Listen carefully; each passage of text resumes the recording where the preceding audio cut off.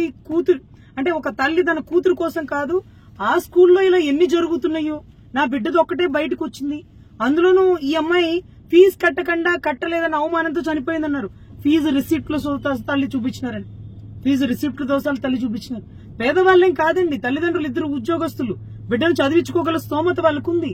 ఈ రోజుకి 70 లక్షలు ఖర్చు పెట్టారండి చనిపోయిన బిడ్డ మీద. నేను ఎన్నో కేసులు చూశాను. మా బిడ్డ సూసైడ్ చేసుకుందని పిలుస్తారు, కేసు ఇన్వెస్టిగేషన్ చేస్తున్నప్పుడు మళ్ళీ కాలేజ్ నుంచి డబ్బులు ఇచ్చేశారండి, కేసులు గీసులు ఏమో లేవులేండి, రెండో పిల్లని ఫ్రీగా చదివిస్తానన్నారండి, మూడో వాడికి ఉద్యోగం తెప్పించేస్తారని వెనక్కి తీసుకున్న కేసులు నా జీవితంలో కోకొల్లలు చూసిన. కానీ ఒక తల్లి ఏ గవర్నమెంట్ నైనా నిలదీస్తూ ఇన్ని సంవత్సరాల సుదీర్ఘ పోరాటంలో ఒక అవిటి తల్లి పడే ఆవేదన ఈరోజు రాష్ట్ర ప్రభుత్వాలు తెలుసుకోవాలండి.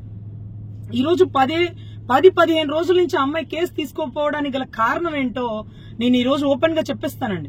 ఆల్రెడీ పార్టీ దృష్టిలో ఉంది. పెద్ద